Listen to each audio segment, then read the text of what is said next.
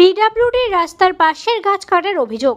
লিখিত অভিযোগ জমা দিল গোপালনগর থানা পুলিশের কাছে। শুক্রবার সকালে উত্তর চব্বিশ পরগনার গোপালনগর থানার নহাটা ফুলবাড়ি এলাকায় পিডব্লিউডি রাস্তার পাশে থাকা গাছ কাটছিল রতন দত্ত। প্রাথমিকভাবে সুভাষিস সরকার ও গ্রামের বাসিন্দারা গাছ কাটতে বাধা দেয়। পরবর্তীতে তারা গাছ রেখে পালিয়ে যায়, যদিও ততক্ষণে গাছের সমস্ত বড় ডাল কাটা হয়ে গিয়েছিল। বর্তমানে গাছে মূল কাণ্ড দাঁড়িয়ে আছে। ঘটনার খবর পেয়ে ঘটনাস্থলে পৌঁছে গোপালনগর থানার পুলিশ। পরবর্তীতে সুভাষিস সরকার গোপালনগর থানায় এসে রতন দত্ত নামে এক ব্যক্তির বিরুদ্ধে লিখিত অভিযোগ দায়ের করে। এই ঘটনার সঠিক বিচারের দাবি করেন তিনি। লিখিত অভিযোগ পেয়ে ঘটনা তদন্ত শুরু করেছে গোপালনগর থানার পুলিশ। এই বিষয়ে চৌবেড়িয়া 1 নম্বর গ্রাম পঞ্চায়েতের প্রধান তপন হাজরা জানিয়েছেন, এক ব্যক্তি বিদ্যুতের লাইন নেবে বলে পঞ্চায়েতের কাছে গাছের ডাল কাটার আবেদন জানিয়েছিল।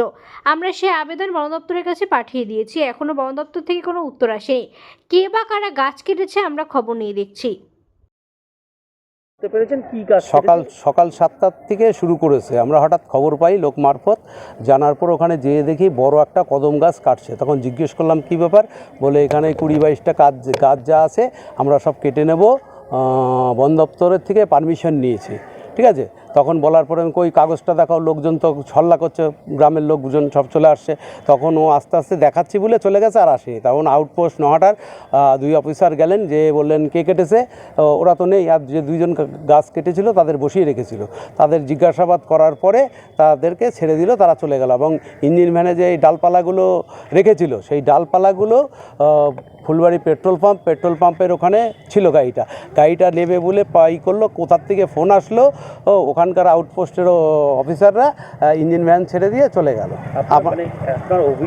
অভিযোগটা হ্যাঁ, অবৈধভাবে পিডব্লিউর মধ্যে, তার পেছনে আমার সীমানা, আমি জানতে পারলাম না। গাছটা কেটে না, কে কাটিয়েছে নাম বলতে পারছে না, ও বলছে আমরা কিনেছি। আপনি কার বিরুদ্ধে থানায় অভিযোগ? আমি ওই যে গাছ কেটেছে যে ব্যাপারী, তার বিরুদ্ধেই কমপ্লেন করেছি। থানায় অভিযোগ করছি? হ্যাঁ, ও করেছি, অলরেডি জমা দিয়েছি। আমাকে কোনো কাগজ দিল না, বললো এটা ইনকোয়ারি হবে, তারপরে হবে, পিডব্লিউ কেস করলে কেস হবে, এই কথা আমাকে গোপালনগর থানা। ঘটনাস্থলে পুলিশ গেছিল? হ্যাঁ, পুলিশ গিয়েছিল, নহাটা আউটপোস্ট। আমি চাইছি সঠিক বিচারক, আর কেন গাছ কেটে নেবে, গাছটা কাট। গাছের আমি সকালবেলা 9টা নাগাদ খবর পেলাম গাছের ডাল কাটছে।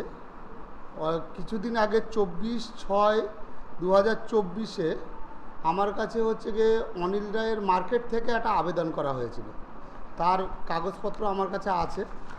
সেখানে ওরা যখন বলেছিল যে বিদ্যুতের, আমার পাম্পের পাশে একটা বিদ্যুতের 11,000-এর লাইন আছে, সেখান থেকে লাইনটা নেবে বলে ওই মার্কেটকে বিদ্যুৎ যাবে বলে ওরা কটা বট গাছের ডাল, কদম গাছের ডাল উল্লেখ করা ছিল, দিয়ে এই ডালগুলোকে কাটার কথা ছিল। সেই অনুসারে অনুমতি চেয়েছিল। সেই অনুসারে আমি পঞ্চায়েতের প্রধান হিসাবে আমি বন দপ্তরকে আবেদন করি, তার রিসিপ্ট কপি আমার কাছে আছে। বন দপ্তরকে আবেদন করি যে করার ডাল এবং বট গাছের ডাল কাটা হবে। সেই অনুসারে বন দপ্তর রিসিভ করে আমার কাছে পরবর্তীকালে কে বা কারা আজকে ডাল কাটলো সেটা আমি সকাল 9টা 9:30টার সময় জানতে পারি। জানার পরেই বললাম, যে নাগরিকরা আমার কাছে আবেদন করেছিল, আমি বললাম আপনি ওদেরকে বন্ধ করে দেন। হ্যাঁ, এই গাছ বা ডাল কাটা যাবে না।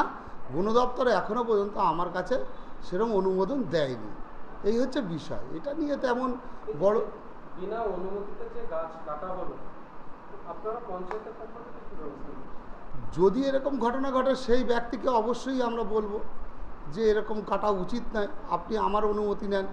এবং সাধারণ জনগণ যদি কোনো প্রয়োজন হয়, দেখেন উন্নয়নমূলক কাজের ক্ষেত্রে যদি ডাল কাটতে হয় ঠিক আছে। আমি 15ই আগস্টে এখানে বৃক্ষরোপণ করলাম, গাছ কাটার বিপক্ষে আমরা। কোনো অবস্থাতে গাছ ধ্বংস হোক এটা আমরা চাই না, গাছ আরও লাগাতে চাই। স্থানীয় এক ব্যক্তি একটা কমপ্লেন করেছে গোপালনগর থানায় যে অসৎ উদ্দেশ্যে গাছ কাটা হচ্ছে। না, এরকম কোনো বিষয় আমার জানা নেই যে অসৎ উদ্দেশ্যে গাছ কাটা হচ্ছে, এরকম কোনো বিষয় আমার জানা নেই। এটা দেখার জন্য যে কোনো অসৎ উদ্দেশ্যে কাটা হচ্ছে। দেখেন, আমার যদি পিডব্লিউডি যত রোড আছে আপনি যদি দেখেন, জমির যারা মালিক আছে পাশাপাশি, তারাই যখন গাছ লাগায় গাছগুলোকে নষ্ট করে দেয়, এই জমির মালিকরা।